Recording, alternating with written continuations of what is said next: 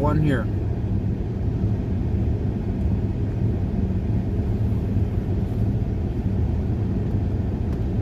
Everyone's talking, suppose.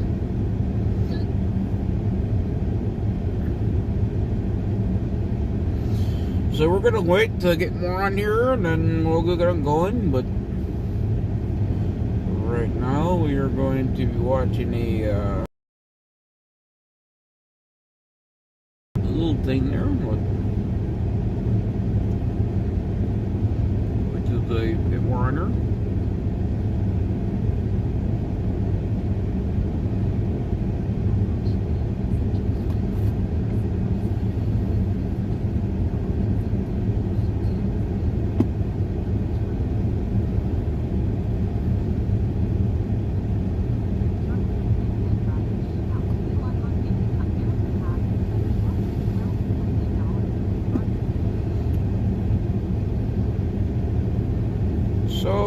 So.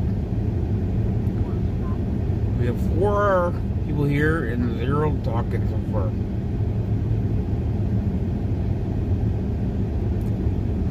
And 1 like. What do we all think about yesterday with Elon Musk? Has talk trolls? We now hear your trolls, man. Usually you guys are the first one usually here and sits in the background. You guys don't say nothing, so I'm so used to it now.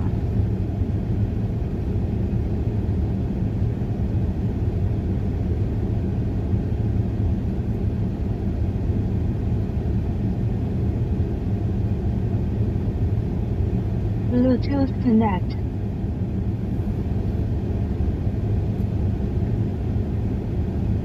And trolls, what do you all think about the Trump running in year 28? What do you think of that?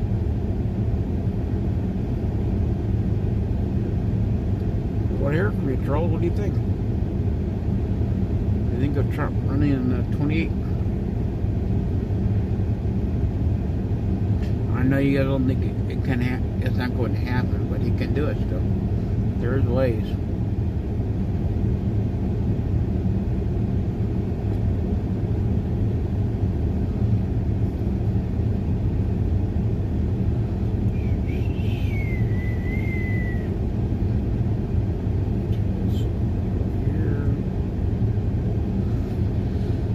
We have 4 here, only 2 likes and 0 talk, man.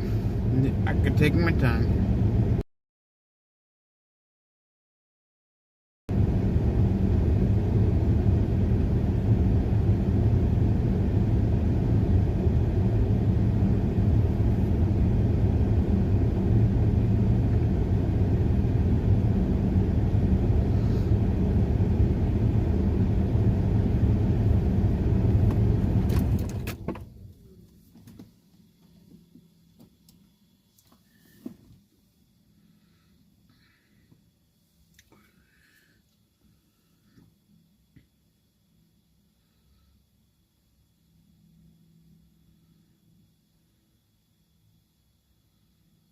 We finally got in there.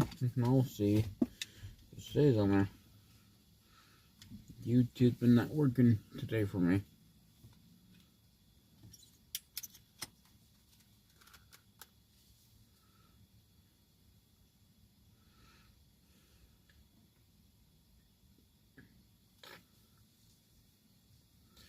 I know that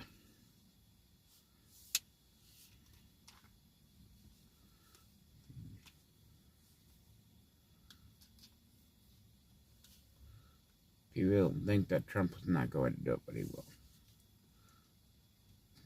Pay attention. There we go, right there. Perfect.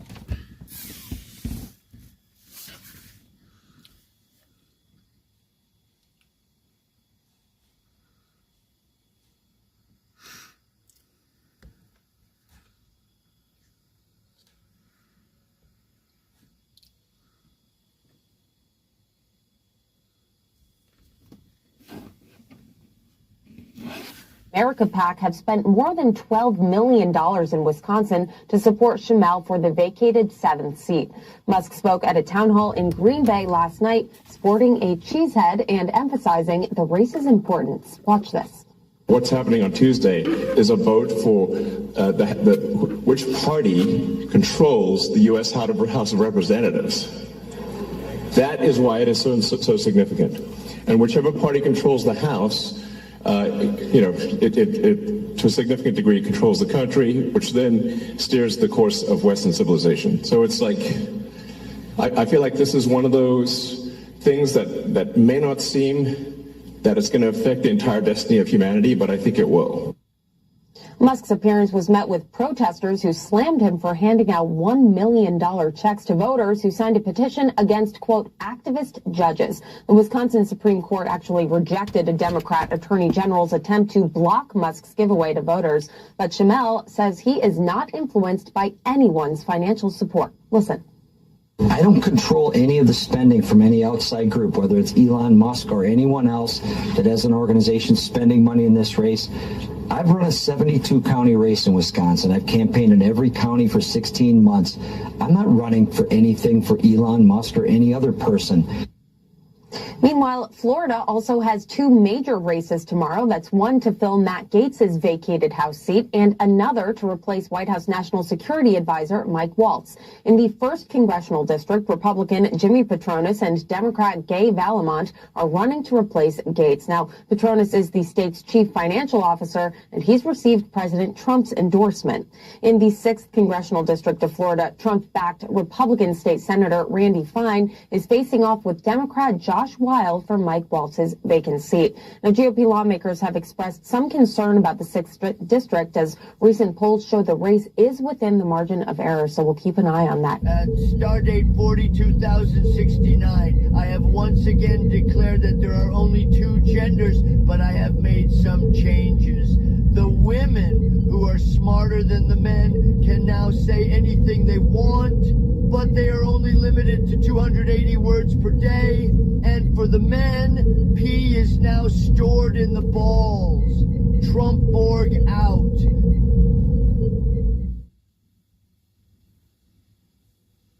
Quinn Talon was bleeding from his butt.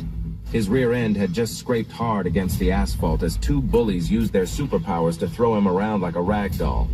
He examined his road rash through the hole in his torn pants. It was... The Trump ship Enterprise. Come on. Let's go. Is that what Elon's rocket to Mars is going to look like? Is this what it's going to be? Enterprise Galactica? Let's freaking go. Trump Star, Death Star. What's going on? Jerry, get me a Donald Trump as like a Star Wars Death Star. Can I get Trump's head as the Death Star, please? And then the giant laser can be coming from his eyes, his mouth, whatever, right? Maybe from his hair. Sorry, you just got me. I'm on a roll. We're on a roll this morning. We're very excited this morning. Welcome back to the program. Love the chat. Hearts out to the chat. Today is Monday, March 31st, 2025. Last day of March. We're going to be marching into a brand new, very interesting topic this morning. We'll have some legal experts on to talk about Trump running for a 3rd term. Oh, boy. Could it be? Oh, yeah. Yes, actually. And President Trump is all but telling you he's about to do this. We're going to go through how Donald Trump has effectively projected out that this is what he will do. He's planning on it. He's already been posting about it. We got that all locked up for you. Election day tomorrow in the must-win Wisconsin Supreme Court seat. We'll see what happens, but we have Turning Point Actions. Chief Operations Officer will be joining us to talk the ground game that's happening right now in Wisconsin. It's going to be awesome. His name is Tyler. And Jimmy Patronis, who's one of those candidates running to replace Matt Gaetz in Matt Gaetz's seat. He'll be on the show. These are massive races. If these would be a very, very bad thing, then it is a bad sign of things to come. So we'll see. And ladies and gentlemen, this is your front seat to the golden era. My name is Benny Johnson. And this has Don't been the leave, show. trolls. Listen up, everybody. This is critical. Pay I may not attention. get every market prediction right, or any. Don't let me do your taxes, right? You'll go right to prison. It's not what we do around here, okay? What we do around here is take safe bets, okay? I'm no fun at the casino, all right? I'm no fun doing your spreadsheets. What we are good at doing is making our bets, going gold. Obviously, we've bet on a couple of big-time political candidates, spoke at Byron Donalds' campaign launch, Donald Trump as well. Ladies and gentlemen, physical gold is what I'm talking about today. That is the rock-solid bet. Record high gold prices nearing $3,000 per ounce and above. Central banks worldwide increasing their gold reserves, and maybe Fort Knox getting audited. Where'd that go? Can we get back to that? Can we audit Fort Knox and live stream it, please? I'm not alone, ladies and gentlemen. In this belief, half of wealthy investors under the age of 43 own physical gold. I trust Advantage Gold. They've earned an A+ from the Better Business Bureau, and they know truly how to make sure that they protect your wealth. Invest today. Text Benny to 85545 right now, and they'll send you a free gold investment guide. Plus, you can qualify for $1,000 in free silver with a qualifying purchase. Remember, secure your financial future starts by making informed decisions today. Text Benny to 85545 now. Data and message rates apply. Ladies and gentlemen, I've been consulting my meme professionals. What do I mean by that? President Trump is like we popularized that the memes predict the future. We've, on this program, created memes that effectively predict the future. This is why I'm like totally down with the Trump ship Enterprise, Starship Enterprise, giant spaceship flying around. We're probably on our way there. But here's a post from President Trump many years ago. A meme. Most people thought it was just funny, funny meme. Donald Trump posting in 2019. This meme. It's like a 6-year-old meme. And he posted it with no comment. It got 119,000 reposts, 217,000 likes, 55,000 comments. So it went properly viral. The meme is of President Trump running forever. And we'll play it for you right now. It has some music to it, which is fun. Here's the meme. And we're going to get into what did this predict exactly. We have our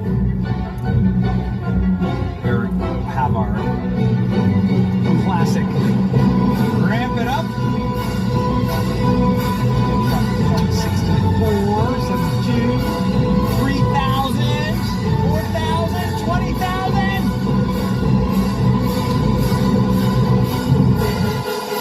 Oh my. My favorite. Surgical. It's great. Trump was telling us what he was planning on doing. Very interesting, ladies and gentlemen. Could Trump run for a third term? Could Trump be president again? Is there a loophole? Oh, yeah, actually, there is. Now, before we get to the actual loophole, let's have a listen to President Trump being asked first couple weeks of his administration what he thinks about J.D. Vance as his successor.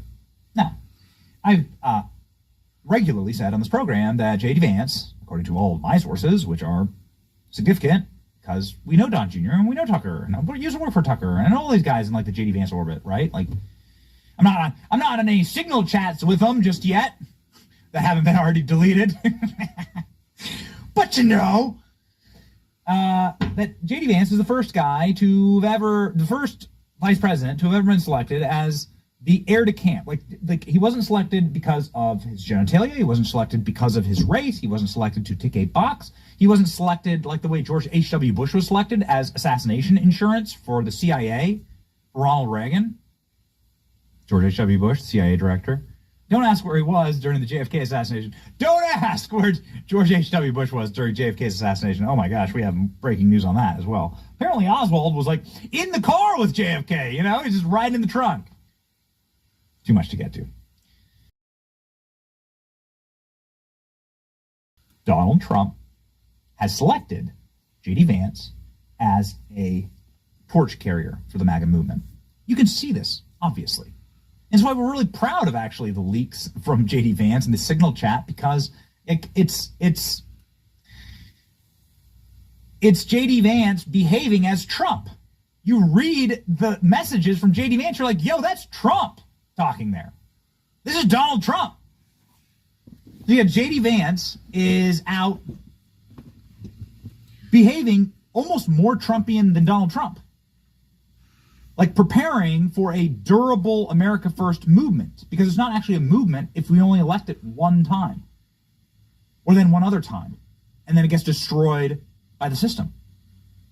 So that is what has been messaged to me as this is Donald Trump's selection for J.D. Vance as the man to carry forward the MAGA torch into the future. J.D. Vance can then run all the way into the late 2030s, right? You could have President J.D. Vance all the way up to 2036, okay? That'd be pretty awesome. Here's Donald Trump when asked, will J.D. Vance be your chosen successor? And it's a very interesting answer. Here we go. Do you view Vice President J.D. Vance as your successor, the Republican nominee in 2028? No, but I think you have a lot of very capable people. So far, I think he's doing a fantastic job. It's too early. We're just starting. But by the time you get to the mid,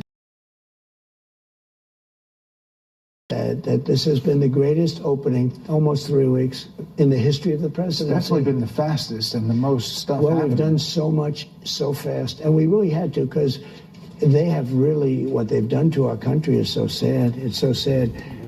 We're going to be bigger, better, and stronger than ever before. When exploring new credit cards, you should know what you're getting into. With hundreds of offers, Credit Karma curates relevant options for you and shows you approval odds. So it's easy. So sad. We're going to be bigger, better, and stronger than ever before. So J.D. Vance is not the successor. Trump goes immediately no. Now, there's two reasons to do this. Donald Trump saying no because there are people who have very big egos in politics and who are desirous of higher office always. We've dealt with a lot of Trump's cabinet, right? You can see it in their eye. They want to go on to bigger and better things. They want to go on and potentially run for president, governor, other positions. It's how it is. It's the game. It's the game. All right. It's human nature, actually. Fact. But I thought it was very interesting. Trump saying no, just right off the dome.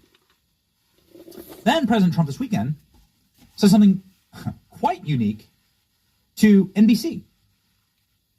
Trump talks to NBC and goes, oh, I'm not joking at all about this whole running for a third term thing. Huh? Trump says he's not joking about third term, notes that it's apparent loophole. There are methods, says President Trump. What? Let's read. President Trump says he's not joking about serving a third term of the White House and thinks there's loopholes to make it happen. Trump 78 told NBC's Kristen Welker on Sunday morning phone call that there's a lot of people who want me to do it, meaning run again for third term. Trump claimed that there are methods of which you could do it, including J.D. Vance, Vice President J.D. Vance, run for president with Trump as his vice president. Vance would then resign and allow Trump to regain the job. There are others too, Trump said without elaboration. In 1951, the 22nd Amendment ratified the Constitution, saying no person shall be elected to the office of the president more than twice, allowing for a potential loophole with Vance to resign in Trump's favor. So Donald Trump didn't have to be elected twice. I mean, basically, we have a long way to go, So it's very early in the administration. I'm focused on the current, the president said. Trump explained that he's interested in serving as president until 2033 because I like working. I'm not joking, the billionaire developer and former reality TV star told Welker. But I'm not. It is too early to think about it. Trump has repeatedly mentioned a third term, though the initial idea was lame duck, which would sap his influence as politicians and court potential successors. Trump explained he's interested in serving as president until 2033 because I like working. Sorry, correction. Let me jump down here. The president has been greeted at several, it's a great quote, though. It's worth saying twice. The president has been greeted at recent public events with chance of 4 more years. Franklin Roosevelt is the only American president elected to more than 2 terms, dying 3 months into his 4th term. Presidents traditionally served just 2 terms, following George Washington's example, until FDR presidency, which prompted the Constitution to be amended. Trump's the 2nd president in U.S. history to serve non-consecutive terms. He would be nearing the age of 87 at the end of his hypothetical term. Look at that photo of him and JD. Bro doesn't age. Bro doesn't age, okay? Donald Trump looked like a ripened orange, like a ripe peach. Donald Trump, like, ain't aging. So it's like totally different. They're like different 87-year-olds. Joe Biden looks like a discarded prop from the Haunted Mansion ride at Disney. Donald Trump has more energy than me, that's for sure. after a weekend with like house guests and like kids staying at our house, like I'm cooked, all right? I'm done. So this is how Trump could potentially do this. Who's advising Trump on this? Well, Steve Bannon, actually. Here's Steve Bannon talking about a Trump third term and what they're planning on doing. Win again in 2028. So I've already endorsed President Trump. A man like this comes along once every century if we're lucky. Order want to see him again in 2028. And obviously, anybody who doesn't like what you say but judges it as a function of a lack of intelligence doesn't know anything about you. I don't make that mistake. You're a smart guy. Oh, you know he's term limited. How do you think he gets another term? We're working on it. I think we'll have a couple of alternatives. Let's say that. We'll see. We'll see what the definition. We'll see what the definition of term limit is. All right. Well, so you're talking about litigating this issue because I don't want people to listen to our interview and say Bannon's cooking up an insurrection. Bannon is cooking up. You know what I mean? I want people to get a straight take on where your head is. What are you suggesting, Chris? As you know, I've had greater long shots than this. When we supported President Trump after the election, I realize you don't believe the election in 2020 was stolen. We do. We fervently believe that. Andy Ogles is a member of Congress. He's out proposing an amendment to the 22nd Amendment to allow Trump to serve as a third term. So there's another way to skin this cat. Congressman Andy Ogles introduced a House joint resolution to amend the Constitution of the United States to allow the president elected for up to, but no more than 3 terms, the language of the proposed amendment. So Donald Trump has just run at the top of the ticket again. Here's the new proposed amendment.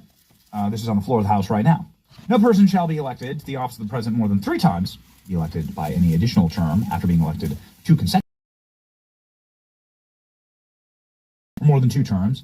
Other people elected president shall be elected to the office of the president more than twice. Okay, so the consecutive thing is what bothers, I think, a lot of people.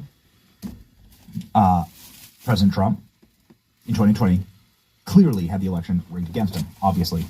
But I would portend, humbly, that if you speak to anybody who worked in President Trump's first administration, that he also has had his first term stolen from him.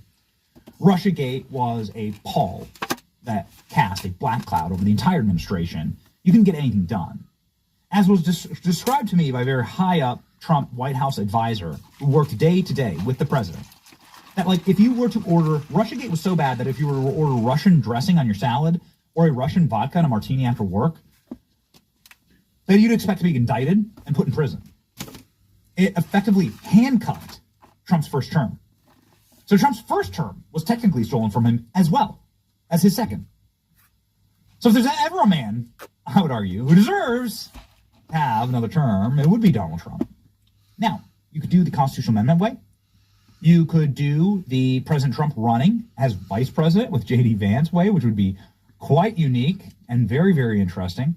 Or you go about it different ways that President Trump isn't alluding to, but isn't exactly enumerating right now. President Trump speaking about this on Air Force One.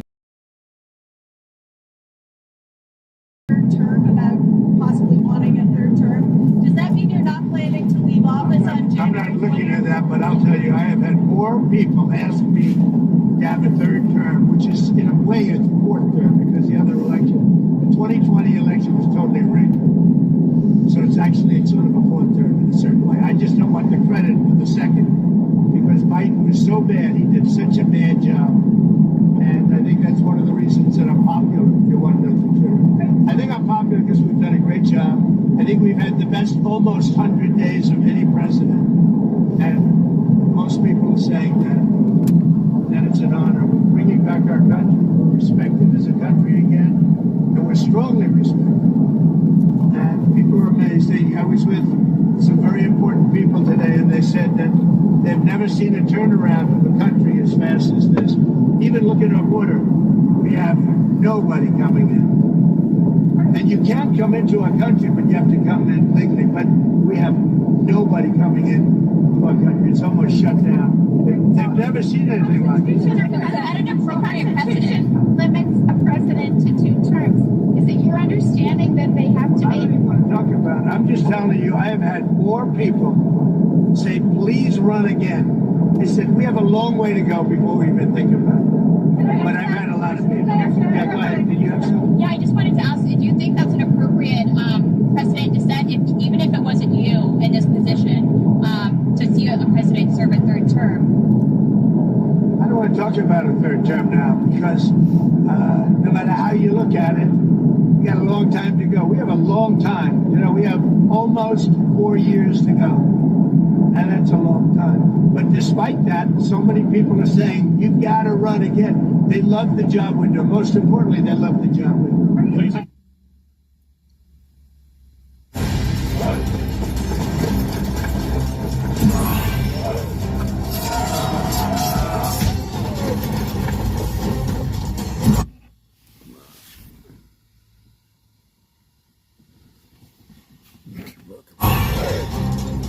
To run again. They love the job window. Most importantly, they love the job window. Please.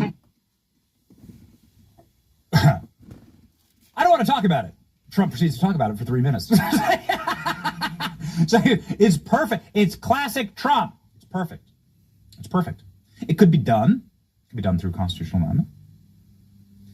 It could be done through President Trump just running as vice president for the rest of his life on every Republican ticket. I mean, make an argument right now that there's a Republican Party without Trump. President Trump is in complete and total, Patriots in control.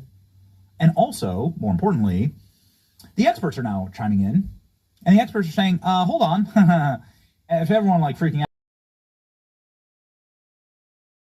everyone stay calm. Yes, it can happen. The experts screaming on CNN. Yeah, this is going to happen. Watch. Welcome to on that word elected. Now, people who believe that the 22nd Amendment means you cannot serve as president a 3rd time point to the 12th Amendment. And the 12th Amendment tells us that anyone who's ineligible to be president cannot run for vice president, right? Because the end run around the 22nd Amendment is, okay, let's take Donald Trump, for example. He can't be re-elected president, but he could maybe run for vice president. Whoever runs for president could then resign, and then Donald Trump could become president without being elected. Again, though, you have to look back at the 12th Amendment, which says anyone who can't serve as president cannot even run for vice president. So that's the common response to this 22nd Amendment argument. Yeah, I mean, it's the 22nd and 12th, which might be in conflict. And there are people who say the 12th Amendment doesn't necessarily mean that you can't enter the race. It's something the Supreme Court would have to decide. And it's literally the scenario that President Trump was asked about yesterday. He was asked, could you be J.D. Vance's running mate in, 2028 and then Vance drop out? And his response was basically, that's one way and there are others. What other ways, Ellie? Well, the most direct way would be to actually amend the Constitution, which we can do. We've done it 27 times, not since 1992, I should note. So it's been 33 years since we've amended the Constitution, but it happens. The way that would have to happen, and it's obviously not plausible in our current political environment, but you would need 2/3 of a vote of the House of Representatives, 2/3 of a vote would have to ratify the amendment. There's a close to 0.0% chance that any of those 3 scenarios would happen, but in theory, the Constitution is a living, breathing, evolving document. It could be amended if there was enough political will. It's not there, but it's in theory possible. It's possible, in theory, and they're freaking out about it. MSNBC is losing their minds. You just got to play off the top of this clip. MSNBC losing their minds over this. And by the way, let's make this Assault That Lib. Guys, we haven't done Assault That Lib in so long. I'm sorry. We've been busy around here. What's going on? What's going on, ALX? Everyone yell at ALX in the chat. Everyone yell at ALX in the chat. ALX, get yourself a sense of humor, okay? Watching too many Elon Musk live streams. We're going to get to that in just a second. Salt these libs, please, on MSNBC, because they are having a panic attack about this. On MSNBC, they're saying, this is actually we should take Trump serious. The takeaway here is take Trump serious about this. Trump's using this as a potential distraction. He's jangling the keys, and all of it's working, right? So whether Trump's using it as just a distraction mechanism, or if he like definitely means it, he's just the cat with the laser pointer. Meow, meow, meow, meow, meow, meow, meow. So it totally works, right? And what's the laser pointer shine on? What we do is we pour salt into the comment section and put your comments on screen.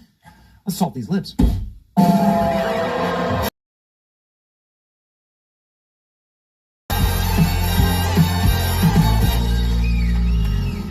Believe him. I think the biggest mistake of the last 8 years is we somehow fail to give credibility to Donald Trump's whims and his impulses, but we know it's true. And January 6th was a perfect example. If he says that he's not ruling it out, he's not ruling it out, and we should consider it a constitutional threat. Okay. Susan? He's been pushing the envelope on testing the Constitution, so I expect, that he'll continue to do that, maybe by seeking out a third term. But more importantly, short term, we're not talking about Signal and that scandal if we are talking about Trump's third term. Don? Yeah, I think both of them are exactly right. Steve Bannon was on Joe Rogan's podcast the other day laying out the very groundling seeds of how it's going to go down. And he said, listen, we are working on it. And by we, I mean the same people who work at the Heritage Foundation and these other well-funded, well-organized think tanks who are laying together the groundwork for things that actually come to pass. And the mainstream media and all of us on the left kind of blow it off as silly or improbable or unconstitutional. That doesn't matter to these folks. And I think you should take a third term or an effort at a third term as a legitimate campaign promise at this point. It is incredible how many things you wrote about, things that were undeniably, even obviously true, but that most Americans simply would never. That doesn't matter to these folks, and I think you should take a third term or an effort at a third term as a legitimate campaign promise at this point. Okay. More salt on the show. Thank you for all the salt. The comment section just flowing with salt. We're going to do one per show. Hey, Alex, we're doing one salt that lid per show. Klein, hold us to it. All right? We're going to lock in this. We keep the salt flowing on this program. It's been a rip-roaring first couple months. Man, we have been... what Trump's doing is very, very impressive. It's been, obviously burning rubber, and we're just trying our hardest to, cover all of it. It does mean that we literally just work 7 days a week and never stop. We're going to have somebody on the program soon who has never stopped working, and is going to be the head of Turning Point Action, who is running the ground game right now in Wisconsin for this must-win Supreme Court vote. It's very, very big. Ladies and gentlemen, you should win when it comes to ensuring that you are out of debt and ensuring that you have solid financial footing. I don't know your exact financial situation, but if you're like thousands of homeowners and American Financing talks to you every single month, you're struggling to keep up, drowning in high-interest debt. It's not your fault. Life got more expensive, and inflation hit very, very hard over the last 4 years. It's something we voted out. We rejected it. But now it's time for you to get out of your debt to potentially 20% interest rates while your mortgage sits on top. Short phone call and potentially save $800 every single month with American Financing. It's exactly what homeowners are doing all across the team of salary-based mortgage consultants. There isn't any incentive to put you into a loan that doesn't make any sense. There's no upfront fees. There's no limit to how much you can save. Call American Financing today and start feeling that relief. 888-528-1219. That's 888-528-1219. AmericanFinancing.net/Benny. Okay, so you could do American Financing, or you could just go to an Elon Musk event and get $1 million check. Elon Musk hands out $1 million checks to voters after Wisconsin Supreme Court declined to intervene. Oh, my. Elon Musk walking out with a cheese hat yesterday in Wisconsin. We don't deserve him. Elon Musk is either going to be with the golden chainsaw. What other outfits has he worn? I mean, we were there in Butler where Elon Musk... Klein, show the cheese hat, please. You got to look at this. This is great. This is richest man in the world. Right? It's the richest man in the world. There's something that there's something that I think is particularly important here. That is shocking, and clearly the biggest news clip out of Elon Musk's appearance yesterday in Wisconsin, and something that is going to dovetail into why this election is so important. The Social Security numbers and the payments to non-citizens. So Doge has discovered rock-solid proof of Democrats our welfare systems in America to ensure that criminal aliens can stay here and get paid to stay here and then vote. Because if you have a Social Security number, you can vote. And this is a guarantor of election fraud, mass election fraud. They've discovered millions of criminal aliens on the voter rolls. Here we go. What this is when you come in the country, if you're illegal, there's a couple ways to come in. You come in through a port of entry, and you can tell them you're afraid, and they'll give you an asylum case. You get an interview, then you get in. That's one way to do it. Another way to do it is to just go to the border. Literally, this happened. I talked to Border Patrol myself. Elon was there too. I went to Laredo, and I went to Bronzeville. Elon went to Eagle Pass. You walk up to a Border Patrol officer, and you tell them you want to come in. They have a couple of choices. They could charge you with a misdemeanor or a felony under 1325, or they can make it an administrative offense, like a parking ticket, basically. They were told to do that, make it an administrative offense under the last administration. And then you go walk across the border. They do what's called a release from your own recognizance, and they give you an NTA, a notice to appear, which to appear to judge. The wait times on judges are like average 6 years. Look at Grok, you'll see it on immigration judges. There's only 700 of them. This is 5.5 million people, okay? So what happens then? Once you're in the country and you got asylum through one of these pathways, and we've mapped the whole thing out, you can apply for a work document. You file a 765, it's the work form. You get this form called the 766, that's the authorization, and then Social Security Administration automatically sends you in the mail your Social Security number. Just reiterating, it's not, people sometimes think that under the Biden administration that he was simply asleep at the switch. He wasn't asleep, they weren't asleep at the switch. It was a massive, large-scale program to import as many illegals as possible, ultimately to change the entire voting map of the United States and disenfranchise the American people and make it a... Okay. This is clear mass election fraud, mass voter fraud. And they worked on a system in order to ensure that you wouldn't be able to find it ever, because everyone has a Social Security number, right? Even though they're a criminal alien. Something that they swore wasn't happening. This broke the internet yesterday. Millions upon millions of criminal aliens on Social Security, including people on Social Security that are 300 years old and remember the American Revolution. Elon Musk, final short clip here, explaining why he's in Wisconsin and why this election matters so much. Let me finish by saying, obviously, yeah, those at the state level will be cool. But just remember, like, the importance of the election on Tuesday is gigantic. It could decide the future of the House of Representatives. It could decide then the future of America and the future of the world. So you need to just drag friends and family to vote on Tuesday for Justice Schimmel and for voter ID.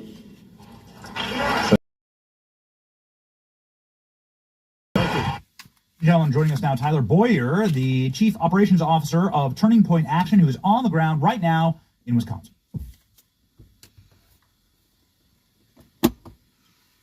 Oh, come on. Have you noticed your Android phone getting slower over time? That's a serious red flag that your phone might be infected with malware and viruses. Here's how to... Joining us now, Tyler Boyer, the Chief Operations Officer of Turning Point Action, who is on the ground right now in Wisconsin.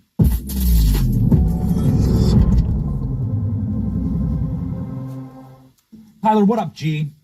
How we doing, Benny? It's good to see you, my man. Good to see you.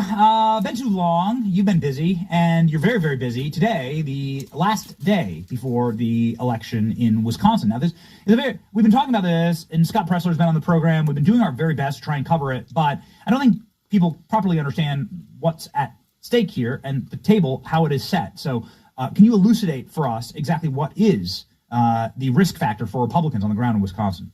Yeah, Benny, we've been focused on this even prior to the presidential election for many, many months now, going on almost 2 years, focused on, we knew we had to win Wisconsin, the presidential specifically, to get everyone engaged for this race. The Supreme Court, and not every state has an election for Supreme Court.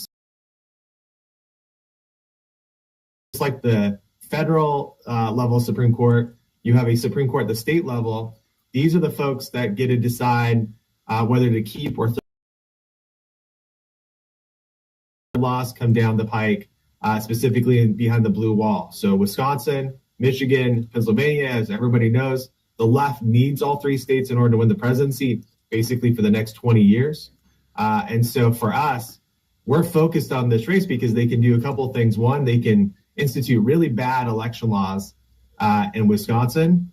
They can throw out good ones like voter ID, which is on the ballot right now here in Wisconsin. But then they also can do things like redistrict. And this is something that most average Americans, they think everyone just plays by the rules. The left doesn't play by any rules. They spend all of their time trying to remanipulate, reconfigure how elections work. And the one thing that they've attacked basically since the Obama era, and this didn't happen prior to Obama, but it's happened since, is reconfiguring every map in every state to get an advantage. And in Wisconsin, they just did this. So it's not maybe they'll do this. Oh, that's far-fetched. They just did this at the state legislative level, which basically because the maps were too red, it was too good for Republicans. And so, the Republicans here just kind of just leaned over and took it and they redistricted. But their dream is to redistrict again for congressional maps. That's only supposed to happen once every 10 years. But if you have a wild and wacky and liberal lunatic Supreme Court, like, they can do that on a whim. And that's what they promised to do. So very rare, Tyler, that you're on our program agreeing with Hakeem Jeffries. Here's Hakeem Jeffries straight up saying, yeah, absolutely, a victory in Wisconsin will lead to a better map for Democrats. They're admitting it here. And I guess it's, on some level, I guess it's nice when they admit what they're trying to do. So they're just trying to rig an election in Wisconsin. We should rename him Hakeem Gerrymandering, because that's all he wants to do. And this isn't unique to him, right? Gerrymander Jeffries wants to do this because that's the only chance that he has in becoming speaker. Yes. And so this is what we're up against now, is these states where we're allowing it. And Wisconsin is not a left-leaning state. It's a right-leaning state that the left has poured tens of millions of dollars into for every election, hundreds of millions of dollars into every election. And our side has just kind of been like, oh, well, I hope everyone shows up. And that's the difference. I hope both teams have a good time. Yeah, I hope everybody, all fair, we'll have orange slices afterwards and drink, Capri Suns, and do all that. That's how elections used to work prior to Obama. In the post-Obama world, we're now in this cutthroat. The left is sinking. While our side is like, well, cross our fingers. So we realized this a few years ago, and that's why we established at Turning Point Action the largest ground force that's existed here in Wisconsin. It needs to be a lot more. There needs to be 50 organizations doing what we're doing. But we've got hundreds of full-time staff that are on the ground right now, out talking, knocking doors, chasing votes, preparing to cure votes, because you only have 1 day to cure or fix ballots on Tuesday, which is tomorrow.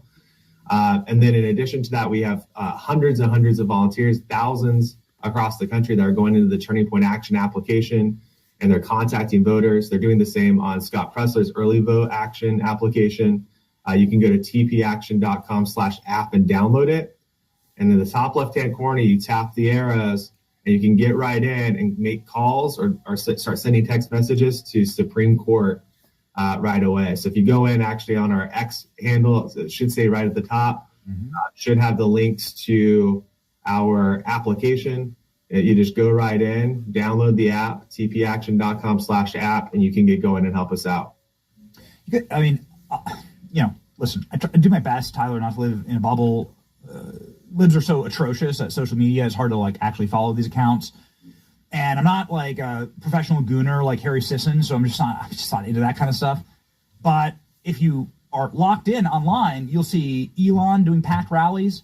We just showed a video of Turning Point Action doing a rally with Don Jr. and Charlie there. It was wall to wall, standing room only. Yep. It seems like there's a ton of energy behind this and more focus than I've ever seen on our side. Yet, the polling, at least according to the betting market, advantage. Why is that? And is that like a Kamala Harris style poll where it is a mirage? Your take on the state of the race? Well, remember, the left had, like, the betting markets have always perceivably been good for the left, mainly because of the amount of money that they spend in these places. So if you're in Wisconsin, you're seeing on TV, a significant advantage that the left has spent way more money to be on TV and do all of that. But you're right, Benny. We have all the energy. We have all the wind behind our backs from this last election. We just won every swing state in America. And it was because of this type of effort, which is everybody bringing focus to and saying, no, we're not going to allow everyone just to be like, oh, no, all's fair, shake hands after. No, we're saying everybody has to focus on these highly critical elections, particularly in places that are swing states.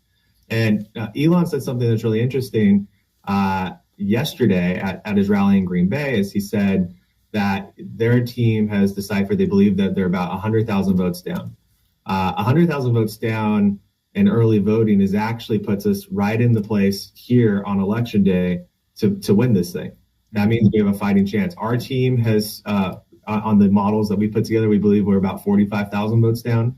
So whether you are somewhere where we're at or to where Elon's at, about 100 or a little over 100,000 votes, that's in winning position as long as people show up to vote.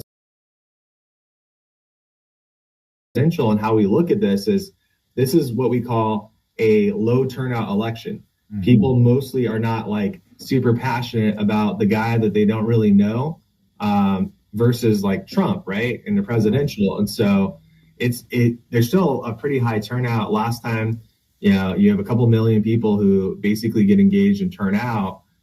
We're probably expecting a little bit higher turnout based off of the early vote numbers.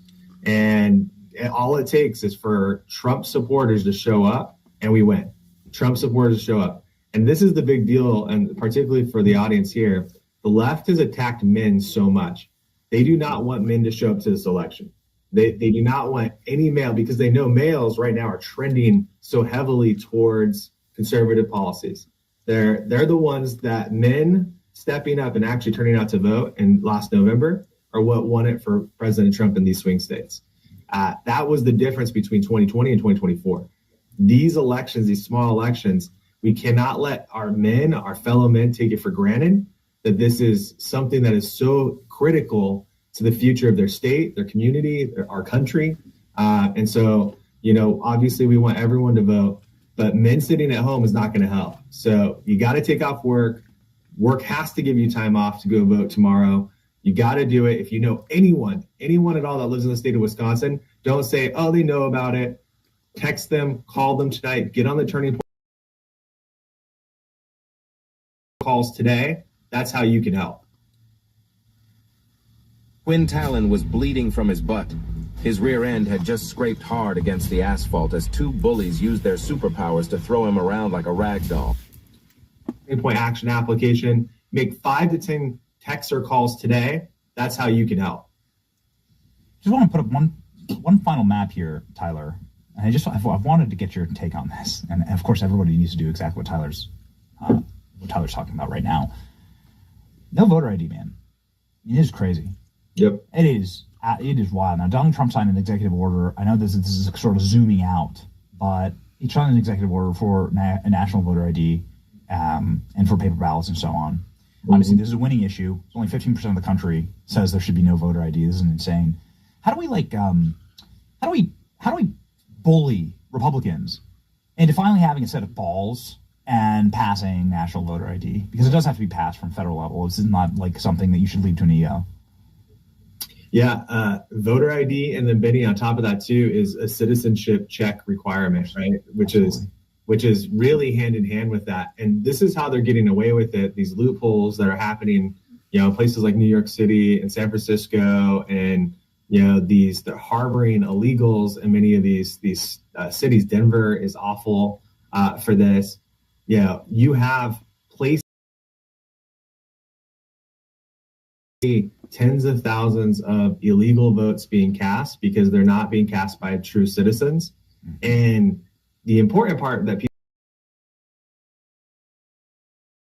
so even though they may not be able to get a federal ballot, because that's the argument the left makes, it's like, oh, well, we're not giving them a federal ballot, we're giving them a local ballot. How do you think these people become candidates? I don't want a candidate who represents illegal interests or international or globalist interests in my cities and communities, becoming a congresswoman. And that's what we've seen, happen in Minnesota, for example.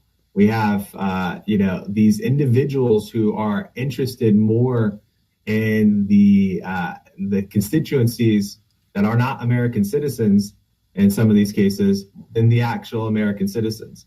And so we have to pass a national voter ID. We have to pass a check on citizenship.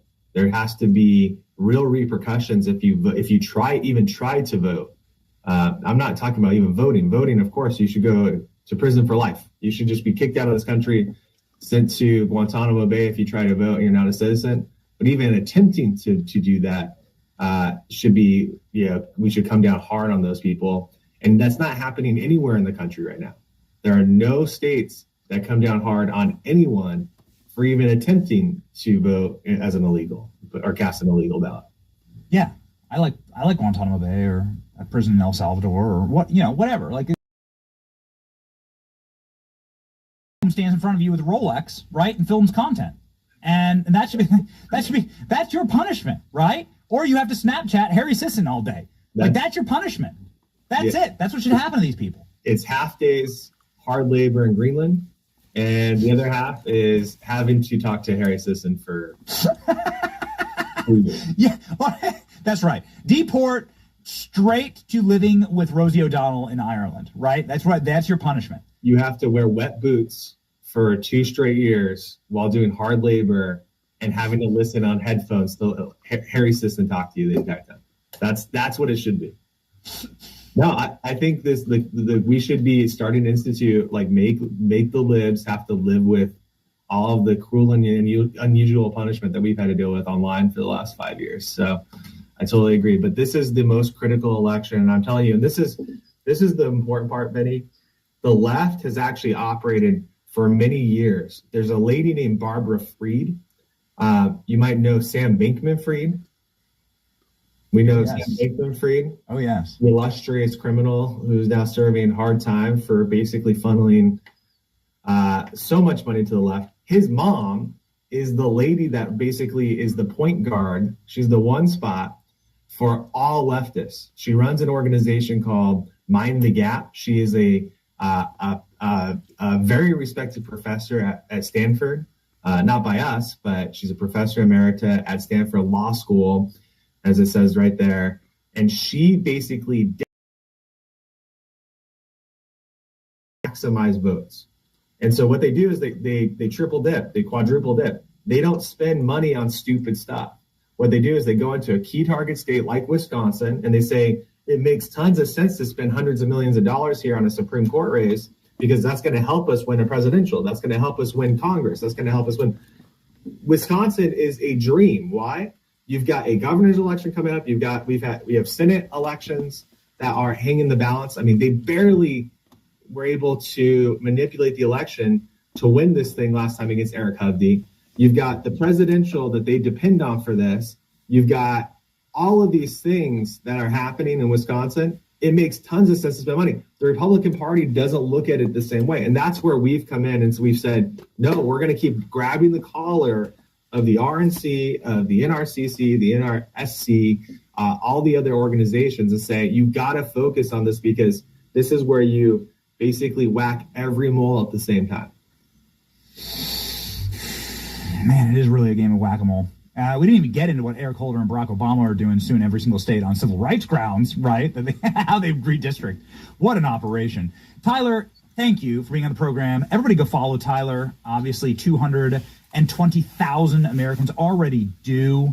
But lock in and make sure that you are supporting people that actually take this stuff seriously, that aren't frauds, and that are here to win. And also, more importantly, like bare-knuckle brawl barroom fight, which is what Turning Point Action does. They're the actual, like, put on the brass knuckles, no more silk stocking Republican garbage, no more tee-hee-heeing with our martinis. Like, they chug a light beer, a Wisconsin light beer, and then they crack skulls. And so get in there, support Tyler and his team. Godspeed, Tyler. Thanks, Benny. Appreciate you.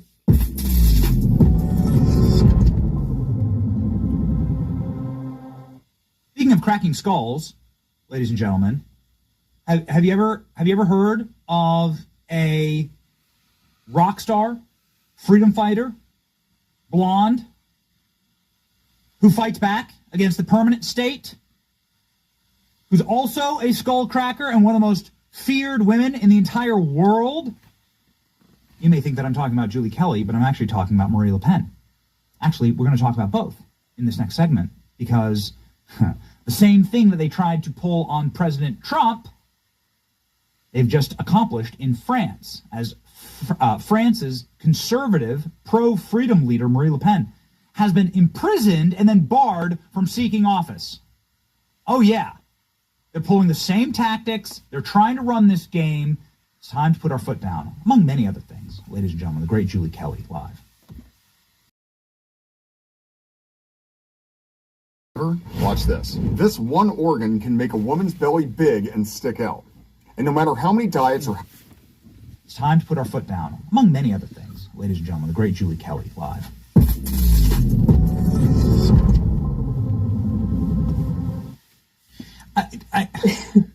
Am I gonna get it for comparing you to Marine Le Pen?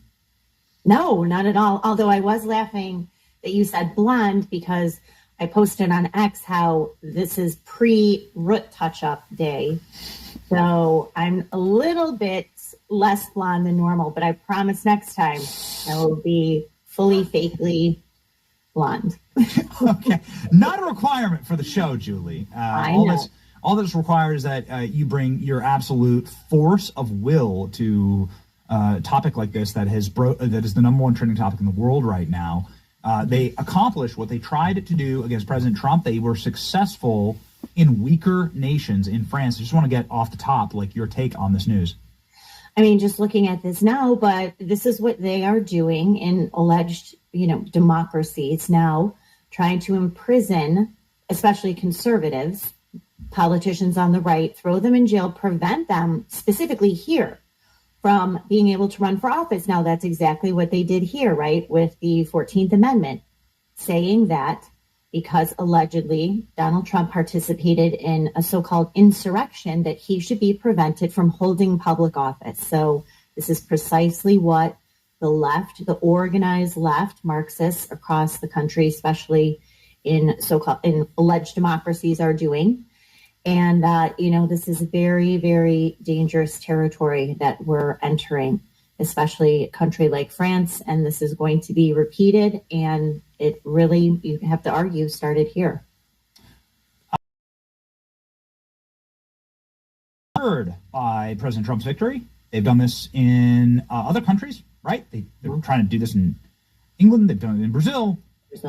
This is where it's all going, right? Like, and I think, really makes me so angry. Mike Benn said something to this effect this morning, where this is the single, if you actually care, if you cared about democracy, this is the single worst thing you could ever do.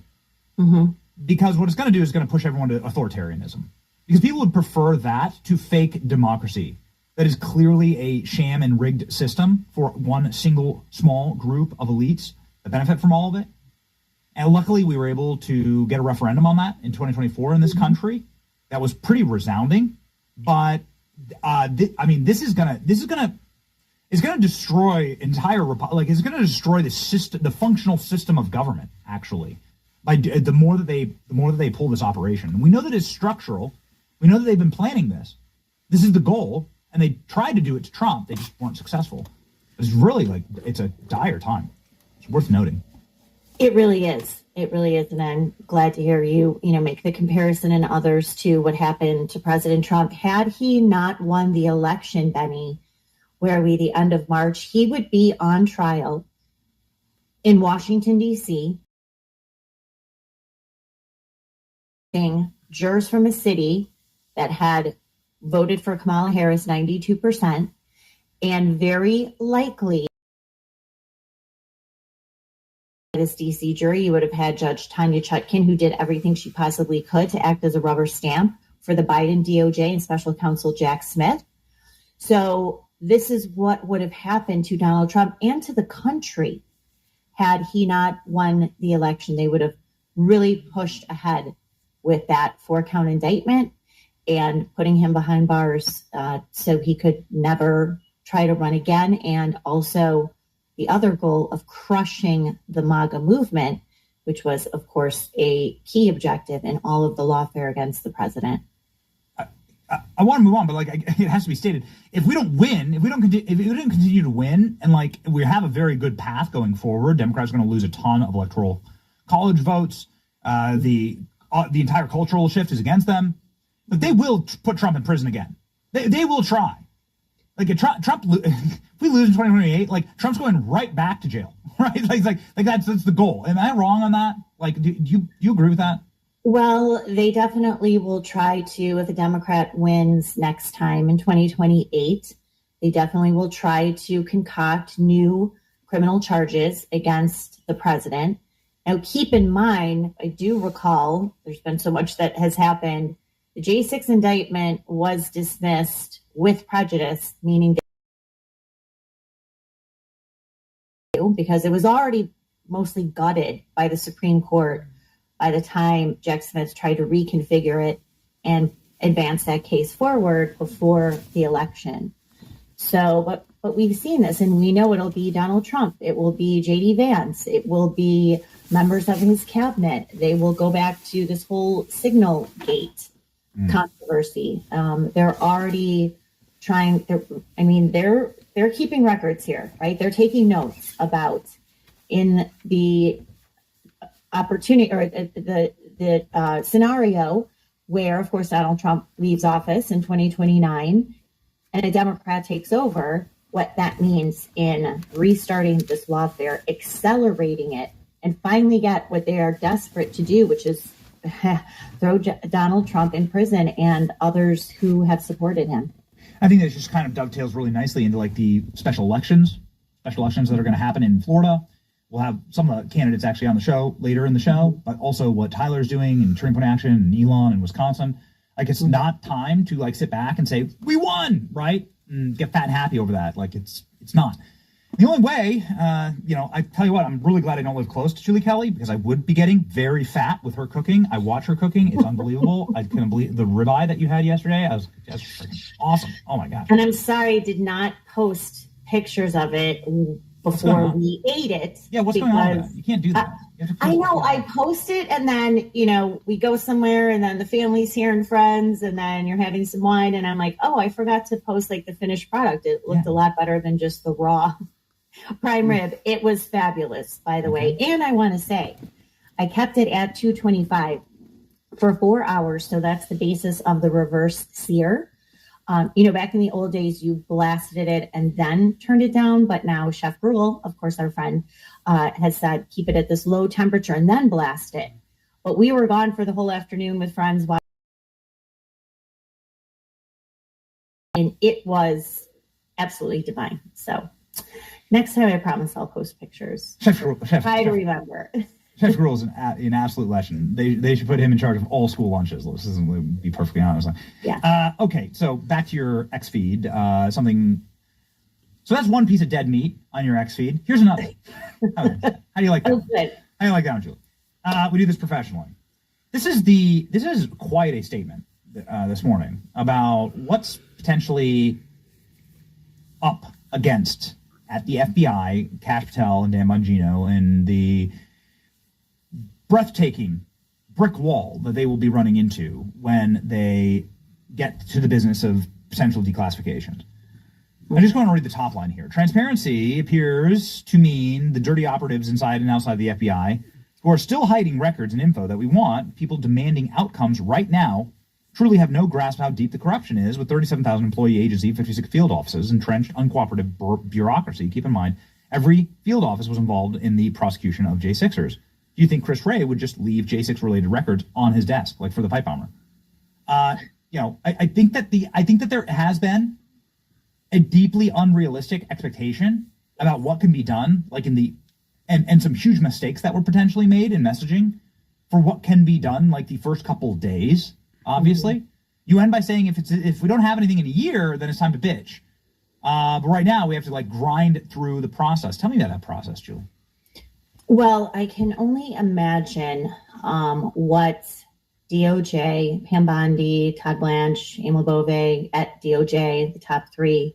And then, of course, Kash Patel and Dan Bongino are finding out about the DOJ and the FBI. Of course, the FBI is under the Department of Justice. I can only imagine as I put there, the depth of the corruption, the criminality, the depravity of the people who are not just in charge of the FBI over the past decade, but how this permeated all 56 field offices. And we had to look no further than the J6 prosecutions, which Chris Wray routinely bragged involved all 56 field offices. So this is so pervasive. And imagine what Christopher Wray and the heads of these FBI field offices, for example, that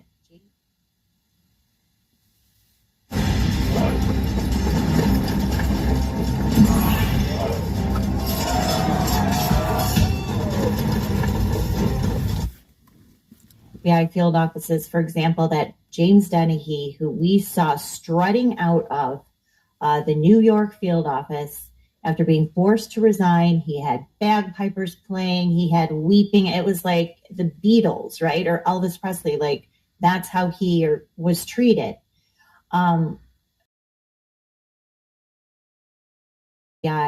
For over a decade at least. So imagine what they have discovered. We can only predict the entrenched bureaucracy that is still trying to withhold documents, withhold records, not disclose what they know to. I think you're right. There was the expectations are unrealistic. Some of that was created by the Trump administration themselves. This is going to be mind-blowing what they come up with. And in terms of people, I want the Epstein files. And then we've seen other people, I think, make accusations that are not exactly founded, or we don't know, in terms of destroying evidence in the Epstein files. We don't know that that's true. If it is, that requires a lot of investigation, a lot of evidence. You have to interview people. You have to create a case, bring together an indictment, and try to get an indictment from a grand jury in Washington, D.C., very likely. So this is an enormous challenge. And I think for people to say, well, where are the arrests? Where are the charges? We want people in handcuffs. It just does not belie a sincere grasp of the challenge ahead, and then the process that they have to follow to make that actually happen. There's one thing that you and I have talked about ad nauseum on this program, and we've gotten into every conceivable detail of this, and you're one of the world's greatest historians on it. It was the J6 pipe bomber. You mentioned that. Here's the piece of evidence. Here it is. Here's a piece of evidence, right? Here's the DNA. Here's the shoe, right? Like he's there it is. It's sitting.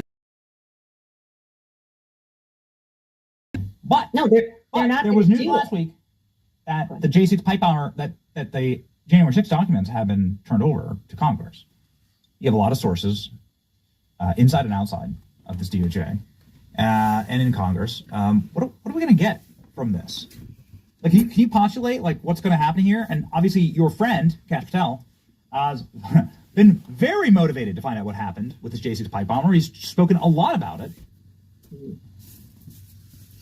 I don't know. I mean, those records were put together over the past 4 years under Christopher Wray and Stephen D'Antuono, who's the Washington FBI field office head. And so we talked about him. He was also head of the Detroit FBI field office during the Whitmer Fednapping. He's a Democratic operative. He has misled Congress. Will they bring charges against him for that? We don't know. But whatever records are there, that's what's there, right? So they can't manufacture truth, or they can't manufacture evidence that they never sought, or evidence that maybe was moved or destroyed. So there is possibly a chance that they might have to start the pipe bomb investigation from scratch. Why? Because we know now with testimony and records that it was in full force in January and February of 2021, the investigation into the pipe bomber, and then all of a sudden it disappeared. and emphasized on finding that pipe bomber, all of a sudden, 6-8 weeks after January 6th, the FBI just identity of was the person on the video even the pipe bomber? I mean, you and I have talked about the discrepancies in the timeline, certainly the discrepancies in the video that we see. Stephen D'Antuono misled Congress, said that one of the cell phone providers' data that they turned over was corrupted. The cell phone companies came back and said, none of our data is corrupted. If you want it, we'll give it to you. Was that person even the pipe bomber? Or was it someone or two individuals who maybe found the pipe bombs or, was in the vicinity, especially at the DNC, acting very suspiciously right before the devices were found, that coincided with the first exterior breach and, of course, the joint session of Congress at 1:00. So they might have all the records. They might determine that they have to start from square one. We don't know. We should know soon because we know that those records have been produced to Congress. So hopefully we'll find out something shortly. But that's just one angle of January 6th. The informants, we got a very lackluster report from DOJ Inspector General Michael Horowitz claiming, a few dozen FBI informants. We know that there were a lot more FBI assets and undercovers from other law enforcement agencies. So this is just scratching the surface of what they are going to be looking at and in little dark corners of this massive 37,000 employee agency. So I think that cautioning people and reminding everyone of this formidable challenge that they all face at DOJ and FBI right now. I just had to, Julie, touch on one more J6 pressure point that is quite remarkable given the news cycle that we are currently in with this Judge Boasberg, who miraculously, just like Juan Merchan, gets all the Trump cases. It's incredible. Like just one guy gets them all, right? There are hundreds of judges, thousands of judges, but just one pulls a lot. You got to go to the casino with these guys. Judge Boasberg is the guy who let Ray Epps walk. Yes. Yo, that's crazy, Julie. And again, we have demonstrable video evidence that there is one single person who was actually fomenting a riot at the Capitol, and that is Ray Epps. Mm-hmm. I would argue if there's somebody who deserves to catch a case, it's the pipe bomber and Ray Epps, actually. And I wouldn't argue with that, in fact.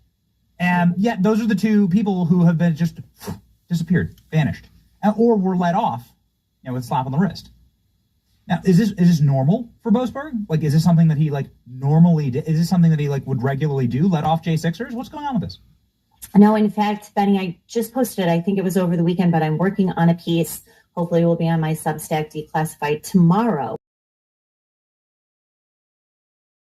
And he stated this in a 2022 sentencing hearing. He said there's a strong argument that everyone who was there that day on When exploring new credit cards, you should know what you're getting into. With hundreds of offers, Credit Karma curates relevant options for you. And January 6th should go to jail. Everyone. And this man who was being sentenced was 68-year-old man from Pennsylvania, no criminal record, was inside the Capitol peacefully and pleaded guilty to the parading petty offense, one of the most common misdemeanors. And here was Jeb Boasberg in 2022 saying there's a strong argument all J6, not even J6ers, anyone who was there should go to jail. That means anyone who was there even outside the Capitol. But here he is crying tears, losing sleep over the fact that illegal Venezuelans tied to this very dangerous international criminal racket, TTA, that has been designated a foreign terrorist organization by the Trump administration, so concerned that they are going to be mistreated in an El Salvador prison. So once again, the double standard, you can't make it up. But Jeb Boasberg, through at least 55 J6ers, including those convicted of low-level misdemeanors in federal prison, right? This isn't going to the county jail.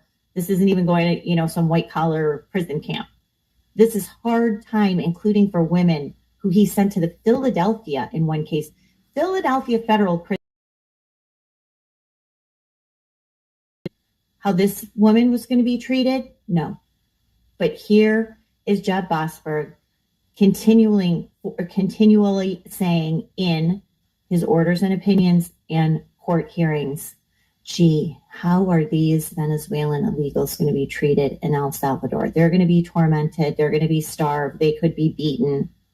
What did he think was going to happen to Trump supporters with no criminal records going to some of the most dangerous federal prisons in this country?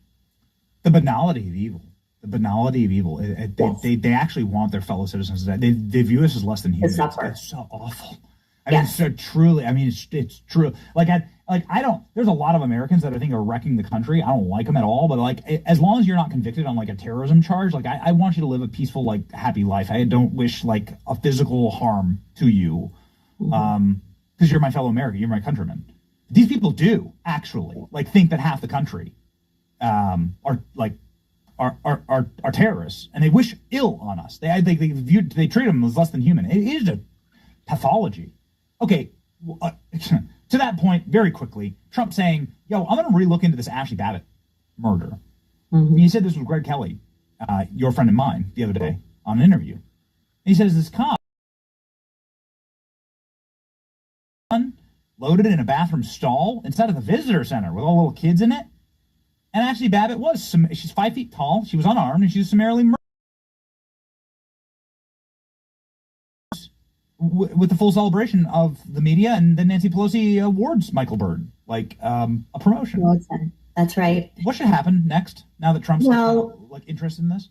I think they should reopen the investigation into Michael Byrd. Now, the Biden's DOJ claimed that they performed or opened a civil rights investigation into Michael Byrd. Now, of course, this is the same DOJ running around the country investigating police departments for violating civil rights of their citizens. But when it came to Michael Byrd, they immediately closed the investigation, said there was no evidence that he violated her civil rights, which of course he did, among other things. Michael Byrd, from other investigations and reporting, he has a long record of misconduct, both in uniform and out of uniform. And then, as you recall, Benny, his name was withheld from the media. The media was part of that cover-up for months, even though they knew his name, would not reveal it because of threats against him. Then he was protected, paid for, housed, hidden away at one of the military bases that we paid for because, again, of these threats. And then he got promoted. So I have to believe that the civil rights division of this DOJ will reopen that investigation to the extent that there ever was one, and finally get some justice for Ashley Babbitt and her family. Yeah, we chat. We're no lawyers, Julie, but we chat. There's no statute of limitations on murder in cold blood. So that's right. Yeah, so that would be really nice. And Harmeet and Leo Terrell holding up that civil rights division. That's going to be great. Yes. Yeah. Let's invite them on, shall we? And let's ask a couple questions. Let me get this drum beat going, okay? Julie Kelly always giving us good ideas, whether it's cooking, okay, or whether it's how to like make sure that these criminals and murderers are cooked by our justice system. Ladies and gentlemen, everybody follow Julie Kelly, and we expect you, Julie, to wear this shirt next time you're on the program, okay? If you don't wear this shirt next time you're on, you got to have it. We got to have verbal confirmation. Will you be wearing the shirt next time? Oh, yes. Yeah, okay. I promise. I can wear it tomorrow. After I won't look as good as Caroline, but, well, for many reasons. But at any rate, I promise I'll be blonder next time. What an interesting setup. Okay, all right. We love you, Julie. Nothing but hearts. Love you Julie. back. Godspeed. Okay.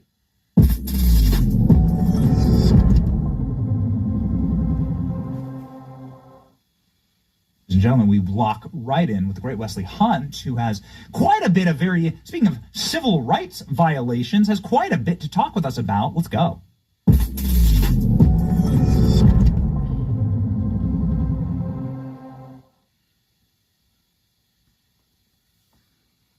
Did you know you can decalcify your pineal gland using only your left hand? Scientists at Stanford Research Institute have made a shocking discovery that changes everything we...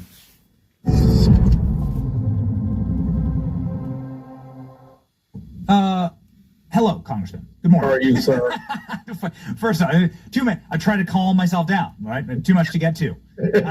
All right. Okay. So you're on the Judiciary Committee. This House Judiciary Committee has been looking into January 6th. We were just talking about this with Julie Kelly. Now, apparently, Kash has been turning over a lot of documents now, and you've been getting the FBI to actually work with you. Can you confirm that? And can you confirm that we can see potentially motion on some of these pressing issues, like who's the pipe bomber, and will there ever be any type of justice for Ashley Babbitt's murder? Now, as you know, many have to be very careful being on the House Judiciary Committee with the information I share publicly before we actually have the hearing, and this goes through Jim Jordan. So obviously I have to kind of bite around the edges here. But here's what I will tell you, brother, and that is a reckoning is finally coming to this country for what happened during January 6th. And this is exactly why President Trump put Kash Patel in charge, is because the American people are due an explanation. How Ashley Babbitt was murdered, she's due an explanation. And I do think that there are going to be certain people, you're going to see some testimony that's going to come forward that's going to be contrary to the ridiculous narrative that the woke liberal left tried to sell to the American people for the past few years and for the rest. President Trump got reelected. This is the whole point of why President Trump won, because he wanted to put the right people in the right place to display as much truth to the American people that we haven't seen in decades. And so you're looking at some of the footage that was already released years ago, but if you notice, the media just kind of ignored it. Now it's going to come to the forefront yet again. You're going to see people be exonerated, and you're going to really see a lot of pushback on this narrative that everyone there on January 6th belongs in prison. You're going to see a lot of people that were released by President Trump when he initially took office, why they were justified to be released, why they should have never been behind bars in the first place. And this kind of transparency is what we need for this country to heal and move forward. Yeah, I mean, it would... From your mouth to God's ears, that would be amazing. Where it gets the people going. Yeah, we wanted to. We would like to see that. It's provocative. It's provocative. Provocative. No, it's not. No, it's not. It'd be really nice to know who this pipe bomber was. Right. It shouldn't be provocative at all. But yeah, it should be. I mean, you're gonna make yourself a Media Matters clip no matter what. So well done. Okay. And this one definitely will get you on the here, Congressman, because there was a clip that went viral this weekend of one of your colleagues who will be very angry very angry when she sees your Valentine's Day photos or your wedding photos. It's Jasmine Crockett. She's also going to be very angry when you do the January 6th hearings. Jasmine Crockett has come out against your colleague, Byron Donalds, and attacked him. And in the most vile and racist conceivable manner, saying skin folk ain't kinfolk, and saying that his wife whitewashed him, saying that this is maybe why Byron Donalds isn't a Democrat. She said this on The Breakfast Club. And, of course, if you were to reverse these comments, then this individual will be kicked out of Congress. Somehow this is, I suppose, permissible. It shouldn't be. And more importantly, I think this just shows the obscene levels of racism that is tolerable on the Democrat side of the dais. Just want to open up the floor for your comments on this. Our former vice president, and I do mean former vice president, was married to a white man. The latest Supreme Court justice is she's a black woman that's married to a white man. The former White House press secretary is a black woman that has a white partner. Ilhan Omar is with a white man. AOC is with a white man. This hypocrisy is disgusting. People like her are the reason why I am a Republican, because I am sick and tired of the race bait. You fall in love with who you fall in love with. We have come a long way in this country. And the fact that she is continuing this narrative just shows she's just a bitter woman that's trying to continue to divide this country. Byron Donalds and I are where we are because of our merit and who we are and through hard work and determination. Who we choose to marry, it's our business. Whatever their race, religion, color, or creed is, that's our business. It doesn't make us less black. It doesn't make my wife more white or less black, depending on who she married. And this is the kind of stuff that I'm so glad the American public are seeing. We aren't the party of race. We aren't the party of division. We are the party that wants our country back and wants to reward a meritocracy. And so this is the kind of narrative that they continue to put out. It's based on her logic. Every single black person should be a Democrat. All of them. We live in a two-party system, and every single black is the exact same, and we should all agree. We should. The definition of black excellence is you're only excellent and you're only black if you're a Democrat. Well, that's utterly ridiculous, and we name it on both sides of the dais so we can continue to get better and grow and share each other's heritages as a country and do it together and not divide us. I hope that Jazz keeps on talking, because the more she talks, the lower the ratings go for the Democrat Party. And the more that she talks, the better off it is for us as Republican Party going into the midterms. I pray that she continues to lead this party.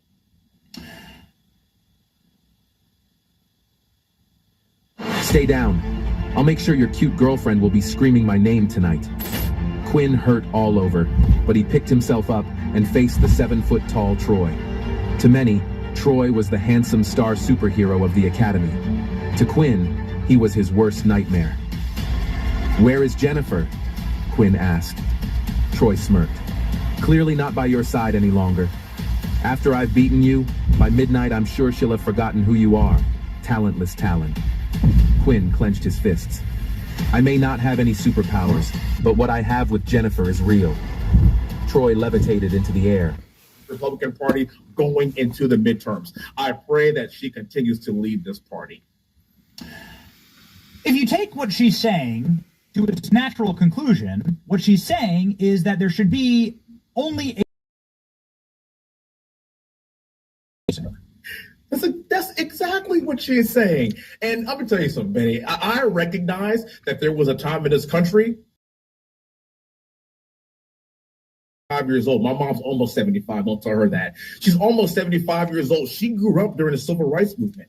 My parents never went to middle school, elementary school, middle school, high school, or college because they went to a historically black college, Southern University in Baton Rouge, for their entire lives. Yet their children spent their lives and spent most of their schooling amongst white people, because that's how far we've come in a very shortened period of time. I recognize deals of the past, but look at where we are now. Right. The America that we live in today is not the America of the 50s and 60s.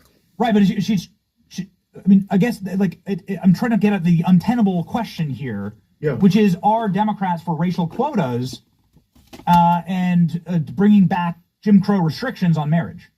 Like that's what I'm saying. So the logical conclusion here is that Jasmine Crockett says only blacks can only marry blacks. Right. Is that's now the defendable position of the Democrat Party? Well, that's her defendable position. That's exactly the essence of what she is saying. No matter what race you are, you have to marry within your race. But here's the irony of this whole conversation, brother, and that is they would say that the Republicans are the ones that don't want interracial marriage anymore. No. It is them. It's comments like this. I have yet to hear a Republican, a MAGA Republican, tell me anything other than, Wesley, you have a beautiful family. Oh my gosh. Like two different backgrounds. My wife is from a small town in Iowa. I'm from a big city in Houston, yet we share similar values. We don't care what we look like. That's the Republican Party now. You are absolutely right. It's the Democrats that are trying to continue to divide us along racial lines, but wait for it, as long as you're a Republican. Because if you're a Democrat, then it's okay. and they excuse the fact that you're in an interracial relationship. And that's why I brought up the examples in the very beginning. So it's okay for Kamala Harris to be married to a white man, but not okay for Byron Donalds and Wesley Hunt to be married to a white woman. And why is that? Because we're Republicans, and now we're the ones who are whitewashed. What a foolish comment. I mean, are you allowed, if Ilhan Omar marries her brother, is that allowable? Like, this is the question for Jasmine. You're so great. I don't know. Yes. I don't know. Yes. These are big moral questions, and I'd love for Jazz to answer. I know it's a Jazz, okay. So Jazz didn't like answering questions. She hit a reporter last week. She, lashed out, like World Star, right? World Star clip. Grabbed the World Star. World is a World Star clip, right? Yeah. She grabs the phone. If Taylor Greene did this, then she'd be kicked out of Congress, okay? Like, if she did this to CBS News, she'd be kicked out of Congress. And we all know it, right? If Marjorie Taylor Greene said only white people can only marry white people, she'd be kicked out of Congress, right? Yeah. Like, so why is it permissible? Like, why is this allowed? Would you be in favor of, like, either a censure or do Republicans just like this being the face of the Democrat Party? Oh, well, of course I would be in favor of it. But see, let me get back on to how this whole thing started. It's always been rules for thee and not for me with these people. Do you remember when everyone in the entire country was locked down because of COVID? We couldn't go outside and surf in the Pacific Ocean. We couldn't go run outside. We had to show our papers to walk into any restaurant. But if you stood up to go to the bathroom, you had to have your mask on. If you sat down, you could take your mask off. You remember these moments in these days where people couldn't even go get their nails done or get their hair done? But yet we see Nancy Pelosi getting her hair done while the entire country has to be locked down. It is rules for thee and not for me. It's the exact same thing with what you just saw. I could never get away with behaving like that. I could never get away with treating a reporter like that. But the media carries water for them.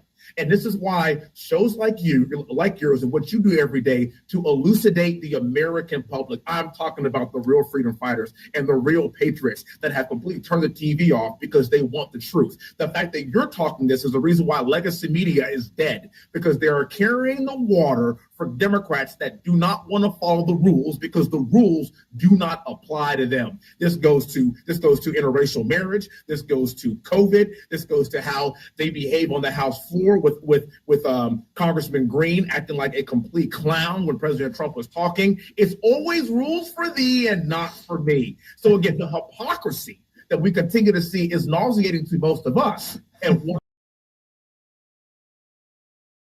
on your show, and millions of people are going to see it. And I pray they continue to behave like this as they go into the midterms. I want to thank you for bringing up Al Green. I almost forgot. Yeah, it was ridiculous. And the pimp cane. And I don't think that's racist at all, because there are white pimps. They're right. Every mean pimp cane is racist. They're not racist at all. There are white pimps. Stop going after. Yeah, you got to stop it. Okay, stop it. All right, let's talk about a white pimp. Pete Hegseth. So Pete Hegseth is in charge. And I'm not sure. I think you guys served at the same time. And you both are.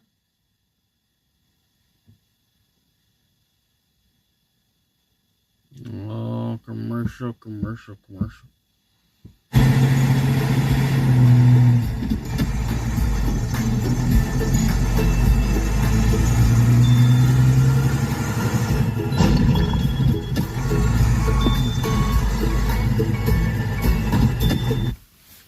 Same time, and you both are skull cracking alphas. And boy, he made a lot of news this morning posting this. He says, for far too long, standards have slipped. We have different standards for men and women serving in combat arms, but this is not acceptable. We are now going to have the same standards for men and women if you wish to be in combat in the American military. Do you agree? You see this smile on my face? I do. This is exactly why Pete Hegseth is our Secretary of Defense. And this is the kind of very simple, basic standards that we grew up with. This is the Army that we grew up with in the early 2000s to get to where we are today. It's just one standard. At the time we were coming up, how many push-ups, sit-ups, 2-mile run? If you can meet the standard of everyone else, then guess what? You got to move on. You got to do certain things depending on the standard in which you were met, the which you met. And the cool thing about it is this, look, there's a difference between men and women. Now, our party can say that and admit that. I know the Democrats have a hard time identifying the difference between a man and a woman. But if you're a woman and you want to go to combat, guess what? You have to be able to behave at the same standard as a man. Now, does that mean that there are some exceptions to this policy and there are certain women that are complete badasses that can do it? I know some of them. There were some women at West Point that can run circles around me. You know what? Come on in if you can meet the standard. But if you cannot, this is not about DEI. This is not about quota. This is about standards. If you meet the standard, then you can serve in combat. It is just that simple. This reminds me of being in the White House a couple of weeks ago when President Trump signed the executive order to not allow grown-ass men to compete against women. I can't believe I'm signing this executive order. This seems like common sense to me. This is utterly ridiculous. This is kind of the similar thing that I'm saying. It's like the left is going to try to make this out to say that Pete Hegseth, he hates women and he doesn't want people in the military. No. This is just common sense. If you can't drag a body off of a combat field, then you shouldn't be in the combat field. And by the way, that goes for dudes who can't do it either. There is one core, there is one standard. That's all that matters. And we want brave young people to continue to serve this country that are hell-bent on meeting said standard. I applaud Pete for doing what he did today. Yeah, bro, I've watched enough women's UFC to know that there are plenty of women out there that can legitimately kick my ass. 100%. I get it, right? It's like there's some straight-up brawlers. Yes. All I'm trying, you make such a great point. It actually is a threat to American security to not have somebody who can assist in a combat role. And you've flown, I don't know, how many combat missions have you flown? I flew 55 in Baghdad. Yep, flew for 8 years in the military. Bro, you got to be able, you got to make sure that somebody has your six, right? That the people who are flying with you can actually get it done. And I will tell you, in my unit, when I was deployed in Baghdad, the person that had the highest kill count in my platoon was a woman. That doesn't surprise me. I've met women. That doesn't surprise me. Great pilot. I've met some angry women. Okay, yeah. You get the right woman with a gun. I mean, you're cooked, right? Okay, and I didn't mind flying with her. I didn't mind flying on. She had our six. So fine by me. She's out here killing.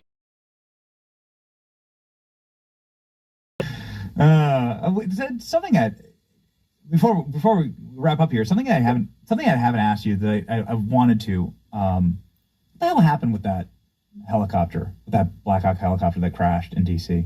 There's an investigation ongoing into that, but I'm sure that has a particular interest to you. I know it's something that we haven't talked about in a while, but we haven't gotten a chance to chat about it. It most certainly did, and great question. And as a helicopter pilot that has flown under those conditions and Class C airspace around airports, I got to tell you, I obviously took a personal interest to me. And first of all, God bless those that perished in that horrible accident. And look, the investigation is still pending, so I can't speak to that. But what I can speak to is being a pilot and understanding that it looks a lot like it was just pilot error. And that's it. And that happens a lot. It happens often. And given the unfortunate circumstances, it was just a perfect storm that caused a horrible tragedy. And the one thing that I do love about Army aviation is that there's always an after action review. We always take a look at accidents like this, and there's a safety team that compiles all the accidents that happened in the previous year, and they go from unit to unit to unit. And there is a secret presentation to each unit that actually has the black box data. They mapped out exactly what happened, and then we learn from these mistakes, and they go to every unit around the country and talk about this accident. And so the issue is this is a once in a trillion situation. How many thousands, millions of flights have we had with Army aircraft flying around a civilian airfield and nothing has happened? I was in Fort Rucker, Alabama when I was training. There's thousands of flights, and this never happened. But the issue is this.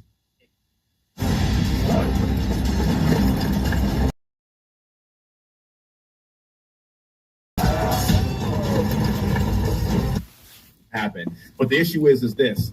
It can't ever happen again. Let's learn from those mistakes. Let's eliminate pilot error, and let's get back to business. And the most important thing that we have to do is fly and fly safely. Okay. Well, At least Jasmine Crockett will be happy that it's called a black box. At least we'll have, Congressman, at least we'll have that, all right? I swear to God, if you put a white box, I swear to God, if you put a white box on that airplane. A white box, it didn't work. It doesn't work. You put it, that's right. Oh my gosh. Yeah. You put a white box on that plane. That's not skin folk. Her words, not me. Her words, not mine. My God. Skin folk are kin folk. Final trick. Just a little help for you, Congressman, in case you are ever, I know that you serve with Jasmine on multiple committees. If you ever need to trigger her, if you ever need to win an argument with her, I have a photo for you. Just carry this, fold it up in your pocket. There you go. If you ever got a trigger, this one's really special. The mask one, please. Thank you. There you go. This is the one. This is the one. If you ever need to send her. See, Benny, you're messing up, okay? Because now next time I want to have this blown up in a hearing sitting right behind me. The next time, and I'll be talking about January 6th something. I'm just going to have that in the background just for reference. If you ever need to trigger her, Jazzy, if you ever need to trigger her, dude's as white as his mask. You know what I mean? Yes, he is. Yeah. White as fresh fallen snow. And I tell you, that's right. No problem with that, but she has a problem with my wife. Okay. Yeah, that's right. Yeah, it's personal. It's personal around here. Clearly, you have a beautiful family, Congressman. We say thank you for always being. So do you. On the show. And always so laughing on the show. So I know that we can. I know that we can. One of the few guys we can actually laugh with. And so we're thankful for that. You'll take the joke and you'll be like, come on, you can't take yourself too seriously in this world, man. I'm happy. God has blessed us tremendously. We got to enjoy it, brother. Ain't that the truth? 334,000 Americans already follow. Okay, Congressman, you be one of them. Go on in there. Fight for somebody who's fought for us on the battlefield and now in Congress. Godspeed, Congressman. Thank you, brother. You have a great day, man.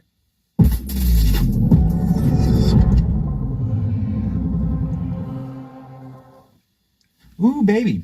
Ladies and gentlemen, we're cooking today. We got 4 guests, and our 4th guest is just an absolute barn burner and running for Congress here in the great state of Florida in a special election that happens tomorrow. And so lock in. You know what I mean? It's also a great company here out of the state of Florida that we are all trying to help defend this great state, and that is Blackout Coffee. Blackout Coffee, you hear us talk about them regularly on the program. They fill our cup. It's a completely empty cup this morning. Well, because we had a house guest this weekend. We had 1 million kids running through the house all weekend. It was rowdy. Blackout Coffee helps us put a pep in our step, get ready for the stream in the morning. It is damn good coffee. It emphasizes hard work and grit. And the Florida way, it's made here in Florida. It's the American dream, quite frankly. I was able to speak to the owner of Blackout Coffee just a little bit ago. Started in a home garage, roasting small batches, and now they have a 64,000 square foot facility run by a team of hardworking Americans. Make sure that you're helping employ those Americans. Jump on, ladies and gentlemen, to blackoutcoffee.com/Benny. Blackoutcoffee.com/Benny. Get 20% off your first order and support the American dream, drinking Blackout Coffee. Premium, small batch, roasted coffee made right here in America, right here in this great state. Ladies and gentlemen, get yourself a coffee company that stands for something. All right, standing for something, ladies and gentlemen, is what our next guest is doing. Jimmy Patronis is locked and loaded to win the 1st congressional district here in Florida. He's also formerly the chief financial officer for the state of Florida. We're proud to have him on the program for the first time. Welcome, Jimmy.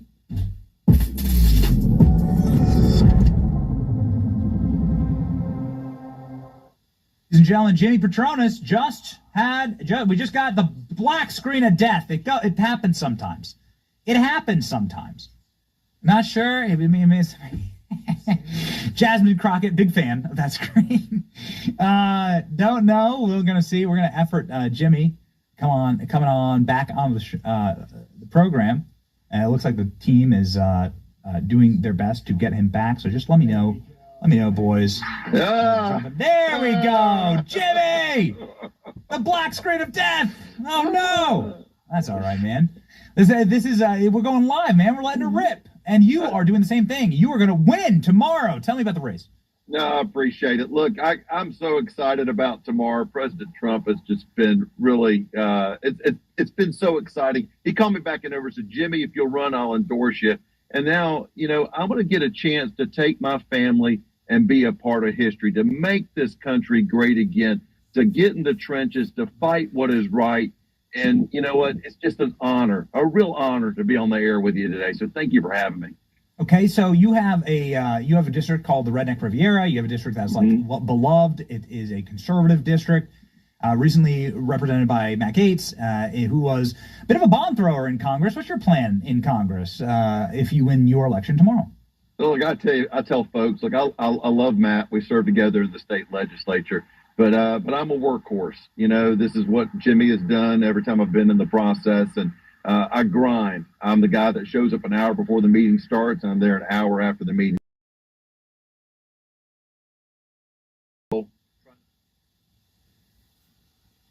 The most difficult countries you can play in Supremacy 1914.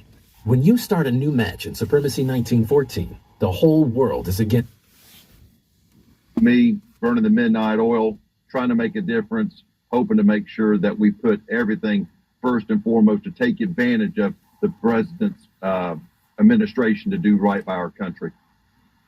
Fantastic. And you have the Trump endorsement. We're going to pop it up on screen right now. The full endorsement. It's obviously a very important seat, and the House balance hangs by just a thread.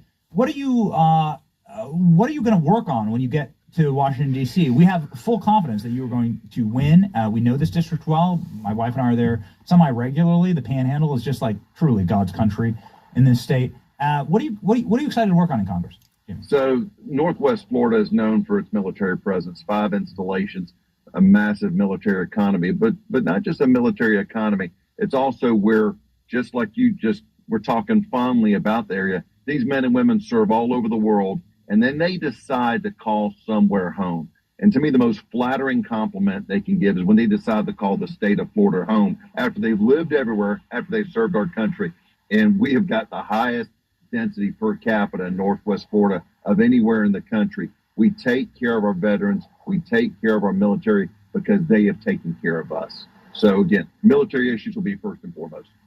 Fantastic. And that's exactly right. And a lot of military bases, some of the largest, is it the largest Air Force base? Like one of them, like there. Correct. Eglin's the largest in square miles. It sure is. Home of the schoolhouse for the F-35s. There we go, baby.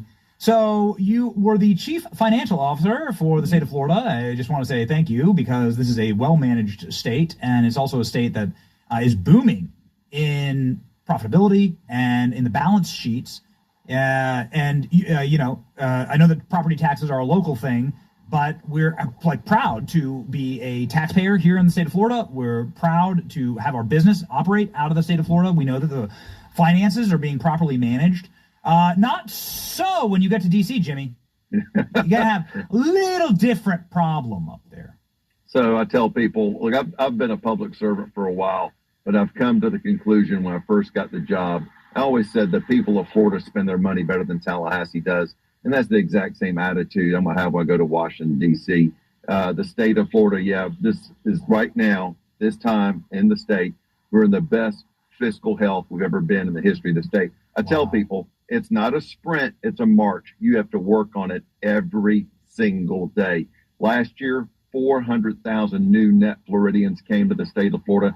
They brought about $39 billion of recurring wealth with them. That's their businesses, their retirement funds, their investments. So what we're getting or what we want, they're the good folks from all over the country that are fed up paying their taxes into governments that don't listen to them and don't respect them. I want to. I'm so excited about Doge. I mean, and people are freaking out. And so one thing that I've always been a champion of is transparency. Look, if everything's transparent, then the public gets to see what's going on. Just put it out in the public domain. So again, those that are blowing up because of Doge, you know what? It's going to allow the public to really question. And then you know what? You're up to stand to and defend these expenditures. So yeah, Doge is cool in my book. All right. Well, we look forward to that. We need to use all the help we can get. Jimmy, final word, final message out here to the Republicans, Democrats, Independents in your district. The message 24 hours before Election Day. Thank you. So, look, this opportunity is fleeting. Time is the most valuable thing we have in our lives. I've got two boys. I got a 14 and a 16-year-old. They're the apple of my eye, and I would not have done this endeavor if it wasn't for their permission, my wife's permission, or God's guidance. President Trump's endorsement helped too. But you know what? The opportunity to take our country back is something that I'm looking forward to. But we can't do it without your help. I'm getting outspent 7-1. If you'll please go visit joinjimmy.com. At the top of the page, you'll see a link that says find your precinct. Right now, I've spent every dollar I'm going to be able to spend. My opponent has spent every dollar she's going to be able to spend. But now is where the rubber meets the road, and those votes will make a difference. My DMs are open on X. You can find me at Jimmy Petronas. I'd love a follow, but more important, I'd love your engagement. I like to respond to my emails, jimmy@joinjimmy.com. And Benny, God bless you. Thank you for having me. This has been a real honor. That's great.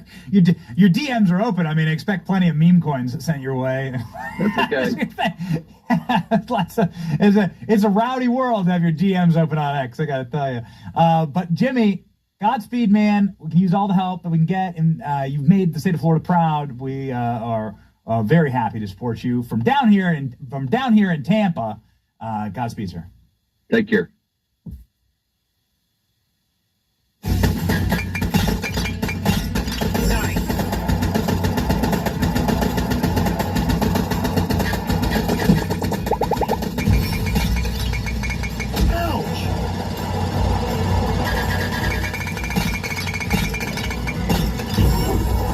Next commercial, we're going to live stream. Godspeed, sir. Take care.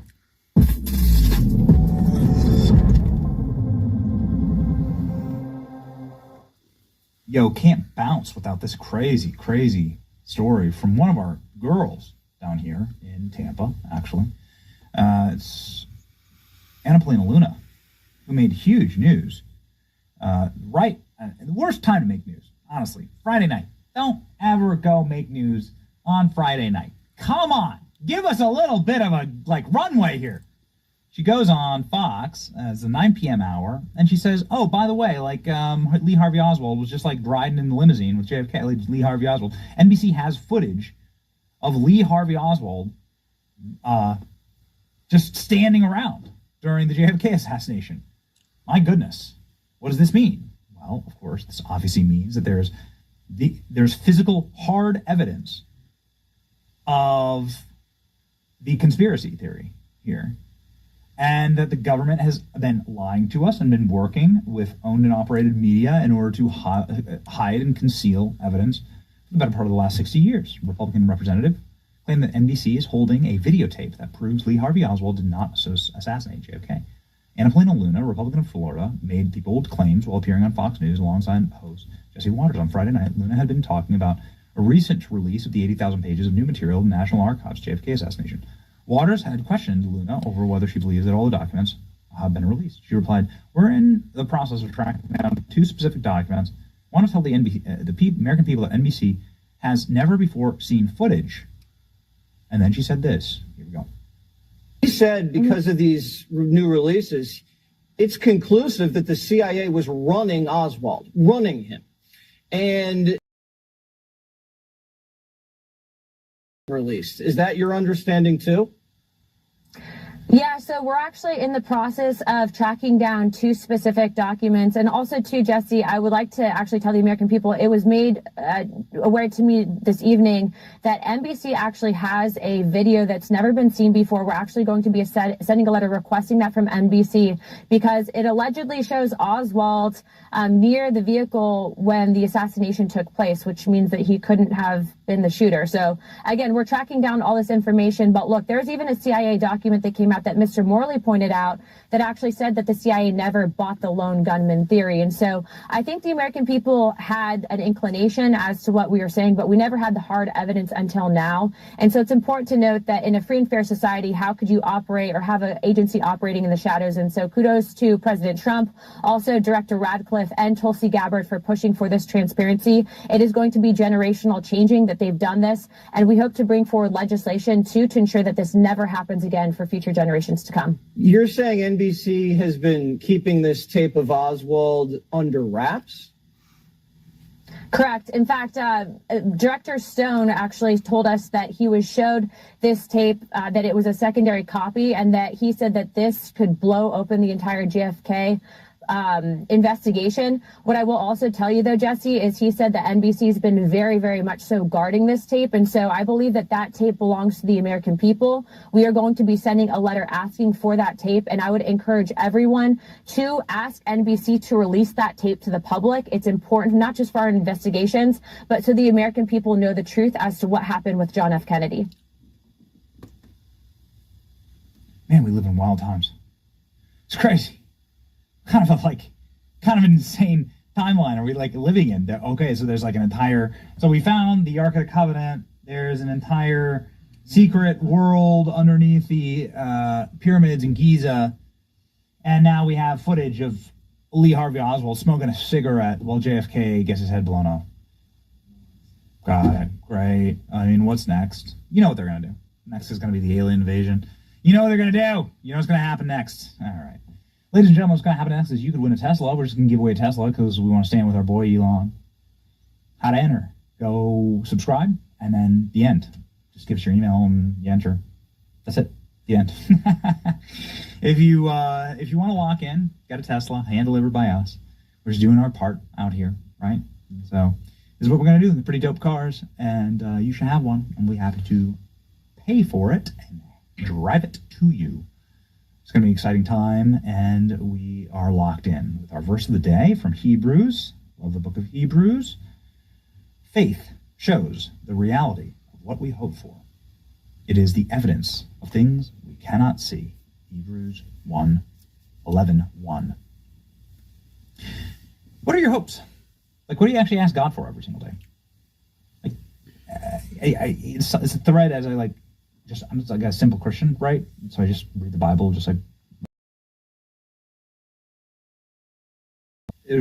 there's this common thread where it's you need to ask and then receive. So what are you asking for exactly? What are you hoping for according to this verse? What is that exactly? What is that? And you only ask for things from time to time, and they're miracles, right? My child's sick. Well, that's been me. Well, that's fine, but aren't you missing out? In fact, I'll relay to you precisely what I ask for every single prayer and every single day. I ask for wisdom for this program. It's growing very quickly. We have these awesome guests on, and we have a lot. It's something that's we try so hard at, and we don't want to waste our moment. We don't want to do bad information. We want to be wise, and we want to be sharp. So that's something that I ask for. That's something that in the scriptures Paul actually talks about how you can ask for wisdom as a gift, right? And Solomon does as well. So it's not like I need to be smarter than anyone else. I think I have quite a few IQ points down on some of the bigger, some of the other people in this profession. I understand that, and we went to community college. But when it comes to managing my, being with our, a father to my children, an employer, somebody who does this, I want to be able to make smart decisions, and not let people down and to lift people up.